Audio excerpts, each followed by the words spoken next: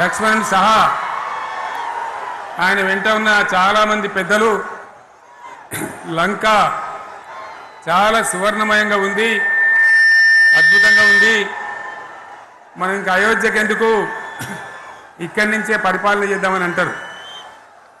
దానికి శ్రీరామచంద్రుల వారు ఒప్పుకోలేదు. ఆయన చెప్పిన మాట ఏంటంటే, కన్న తల్లిని జన్మభూమిని మించినటువంటి స్వర్గం ఏది కూడా ఉండదు, కాబట్టి మనం అయోధ్యకే తరలిపోవాలని చెప్పి మళ్ళీ అందరిని తీసుకొని అయోధ్యకు రావడం జరిగింది. అదే స్ఫూర్తితోని చాలా గందరగోళ స్థితిలో ఉన్నటువంటి, దిక్కు తోతని స్థితిలో ఉన్నటువంటి, ఆత్మహత్యలకు ఆలవాలమైనటువంటి, వలసలకు నిలయమైనటువంటి ఒక ఘోరమైన ఆపదలో వలసవాదుల విషకౌగిలిలో చిక్కి నలిగిపోతున్న తెలంగాణ రాష్ట్రాన్ని ఎట్టి పరిస్థితుల్లో విముక్తి చేయాలని, స్వరాష్ట్రం సాధించాలని, జననిని జన్మభూమిని మించిన వేరేది లేదని చెప్పి నేను ఒక్కడిగా బయలుదేరి ఆనాడు తెలంగాణ ఉద్యమానికి శ్రీకారం చుట్టడం జరిగింది. 25 ఏళ్ల క్రితం, దయచేసి మీరు గొడవ బంద్ చేయాలి ఏమనుకోవద్దు, సభలో చాలామంది ఉన్నారు, లక్షల మంది ఉన్నారు, మీరు ఆపాలి ప్లీజ్. ఒకటే మాట బంద్ చేయాలి, గొడవ బంద్ చేయాలి, ప్లీజ్ స్టాప్. సో ఆ విధంగా 25 ఏళ్ల నాడు ఎగిరినటువంటి జెండా ఈ గులాబీ జెండా. చాలామంది బంద్ చేయాలి ఏ బాబు బంద్ చేయాలి బాబు. ఆ రకంగా ఎగిరిన జెండాను ఎందరో అవమానపరిచింది, ఎన్నో మాటలు అన్నారు, ఎగతాళి చేసిండ్రు, అవహేళన చేసిండ్రు, మకలో పుట్టింది ఉబ్బలో పోతుందని చెప్పిండ్రు. కానీ ఈ జెండా మీ అందరి సహకారంతో, అనేక మంది త్యాగాలతోని, వందలాది మంది ప్రాణ బలిదానాలు కూడా చేయడంతో, అనేక ఉద్యమాలతోని యావత్తు తెలంగాణనే ఒక అద్భుతమైనటువంటి ఉద్యమమై ఎగిసిపడి, ఒక సమయం ఎట్లా వచ్చింది, ఒక సమయంలో అంటే తెలంగాణ యావత్తు ఒక పక్కన నిల్చొని బరి గీసి బిడ్డ నా తెలంగాణ అక్కడ పెట్టు అని చెప్పి నిలబడ్డటువంటి సందర్భం మనందరం కూడా సృష్టించినాం. తద్వారా మన లక్ష్యం తెలంగాణ రాష్ట్రాన్ని సాధించుకున్నాం. ఆ తదనంతరం ప్రజలు దీవిస్తే 10 సంవత్సరాల పాటు అద్భుతమైనటువంటి దగదగలాడే తెలంగాణ తయారు చేసి అందరూ బిత్తరపోయే విధంగా, ఆశ్చర్యపడే విధంగా బ్రహ్మాండమైన తెలంగాణ నిర్మాణం చేసుకున్నాం. ఆ విధంగా 25 సంవత్సరాల సుదీర్ఘ చరిత్రను ఈరోజు ఈ వరంగల్ గడ్డ మీద మనం జరుపుకుంటా ఉన్నాం. రజతోత్సవ సందర్భంలో జరుపుకుంటా ఉన్నాం. చాలామంది చాలా రకాల ప్రయత్నాలు చేసినారు. ఇక్కడ కూడా ఇప్పుడు కూడా బ్రహ్మాండమైనటువంటి ప్రయత్నాలు చేస్తూ ఉన్నారు. నేను ఒక్కటే మాట చెప్తా ఉన్నా, ఈ గడ్డకు ప్రత్యేకత ఉంది. ఇది రాణి రుద్రమ్మ ఏలిన వీరగడ్డ, సమ్మక్క సారక్కల పోరుగడ్డ, బమ్మెర పోతన కవితా మాధుర్యం పండించినటువంటి జీవగడ్డ. ఈ వరంగల్ నేలకు నేను వందనం చేస్తూ ఉన్నాను. మన అమరవీరులకు శిరస్సు వంచి నివాళులు అర్పిస్తూ ఉన్నాను. 1969లో మూగబోయిన తెలంగాణ నినాదానికి తిరిగి జీవం పోసింది ఈ గులాబీ జెండా అని మీ అందరికీ నేను మనవి చేస్తూ ఉన్నాను. ప్రజలు పరిపాలన అప్పగిస్తే విధ్వంసమైన తెలంగాణను వికాస పథంలో నడిపించింది ఈ తెలంగాణ. దానికి కూడా ఈనాడు కరెక్ట్గా 25 ఏళ్ళు నిండుతూ ఉన్నాయి. ఆనాడు కొండా లక్ష్మణ్ బాపూజీ గారు ఆశ్రయం ఇస్తే ఏప్రిల్ 27, 2001న జలదృశ్యంలో టీఆర్ఎస్ ఆవిర్భావం తెలంగాణ చరిత్రనే మలుపు తిప్పిన ఒక మహోజ్వల ఘట్టం. పదవుల కోసమో, కులం కోసమో, మతం కోసమో, వ్యక్తుల కోసమో పుట్టలేదు ఈ గులాబీ జెండా. ఇది తెలంగాణ రాష్ట్ర సాధన కోసం పుట్టింది. పదవి త్యాగాలతోనే మన తెలంగాణ ప్రస్థానం ప్రారంభమయ్యింది. అది ఫలించి మన స్వంత రాష్ట్ర కళ కూడా నెరవేరిందని నేను మనవి చేస్తా ఉన్నా. ఆనాటికి అలుముకున్నటువంటి చీకట్లను పారదోలడానికి, ప్రజల్లో విశ్వాసం కల్పించడానికి, ఆత్మవిశ్వాసాన్ని పెంపొందించడానికి నేను ఒక మాట చెప్పిన ఆ రోజు మీ అందరికీ కూడా గుర్తుండాలి.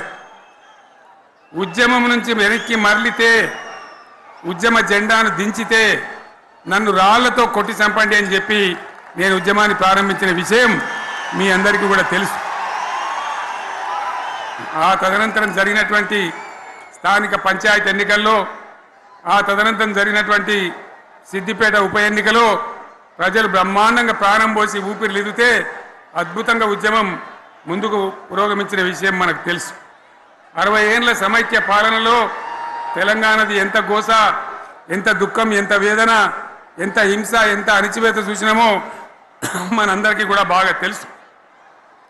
గోదావరి కృష్ణనీళ్ళు దక్కకుండా తరలిపోతే తల్లి సనుబాలకు నోచని పిల్లల్లాగా తెలంగాణ బిడ్డలు రోధించారు, కరువుల కాటకాలకు గురయ్యారు, అర్ధరాత్రి కరెంట్లు పెట్టబోయి పాములు గుట్టి తేలు గుట్టి చాలా భయంకరంగా అనాథల్లాగా చనిపోయినారు.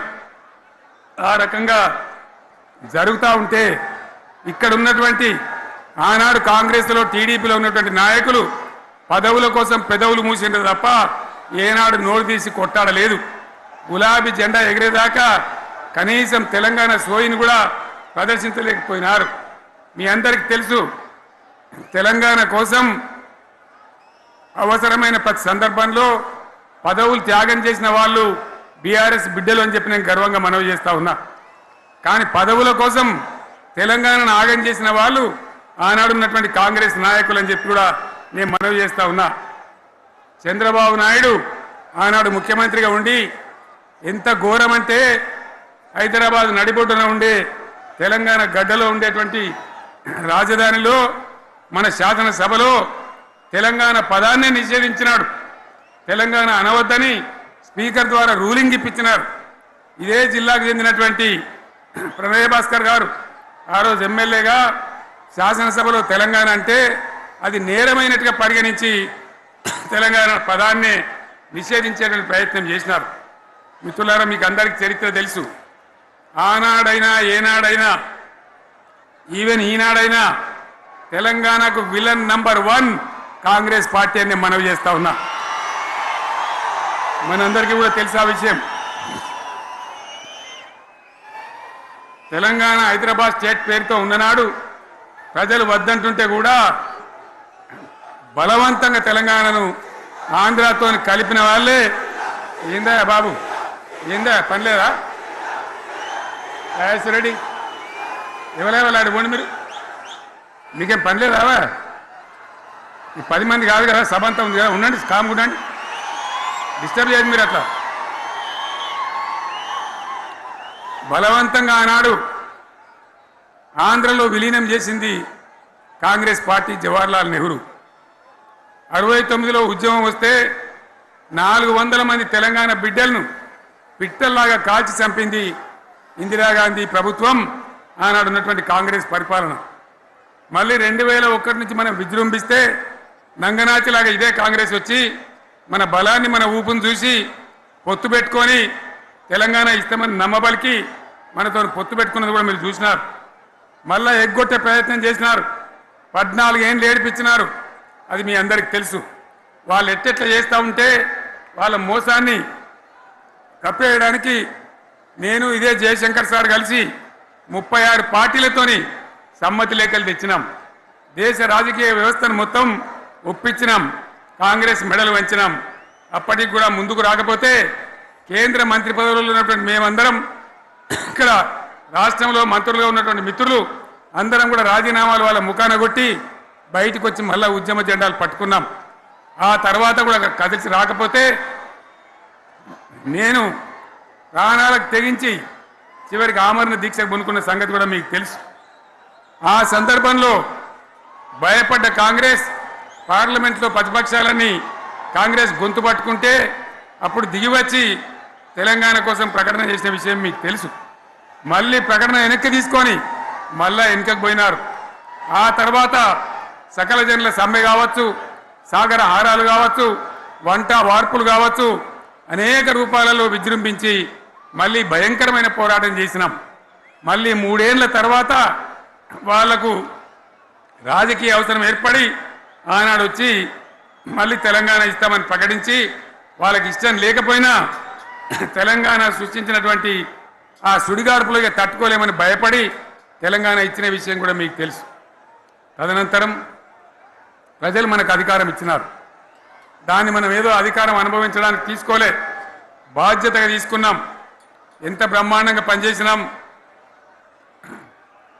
రాష్ట్రాన్ని మన చేతిలో పెడితే ఎక్కడున్న తెలంగాణను ఎక్కడ తీసుకొని పోయినాం. అనేక రంగాలలో please please please please please ఒకటే మాట,